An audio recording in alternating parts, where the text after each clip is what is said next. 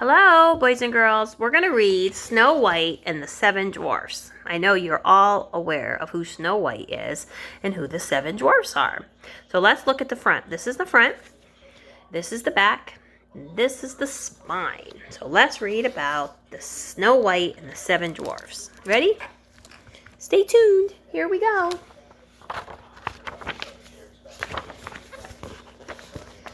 There once was a pretty girl named Snow White. She lived in a palace with a queen. The queen was pretty too, but not as pretty as Snow White. The queen did not like Snow White. The queen had a magic mirror, and every day she asked it, "Mirror, mirror on the wall, who's the prettiest of them all?" And one day the mirror said, "Snow White is the prettiest." The queen was very cross. "Take Snow White away," she cried. The hunter took Snow White into the woods. "Run away, Snow White," he said. "Why, what have I done?" asked Snow White. "You're too pretty," he said. "Run and hide." Snow White ran away into the woods.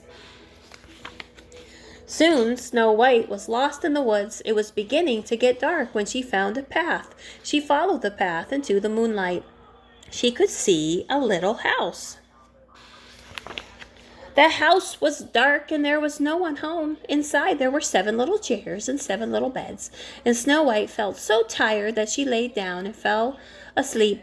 And when she woke up, she saw 7 dwarfs.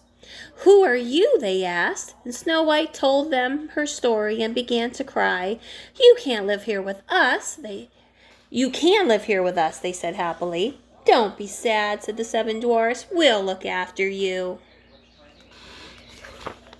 Snow White was happy living with the dwarfs, and every day the dwarfs went to work.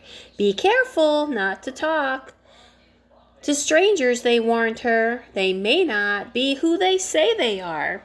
Snow White looked after the dwarfs' little house and their big garden. Meanwhile, the wicked queen asked the magic mirror who was the prettiest now, and again the mirror said Snow White. The queen flew into a rage, and she poisoned an apple. And the wicked queen visited the little house in the woods, and she pretended to be an old woman selling apples. Snow White took the poisoned apple, and Snow White ate that apple, and she fell to the ground. Uh-oh. When the dwarfs came home, they found Snow White was dead. They put her in a glass case and carried her to the top of the hill. Then the dwarfs sat down and they cried and they cried.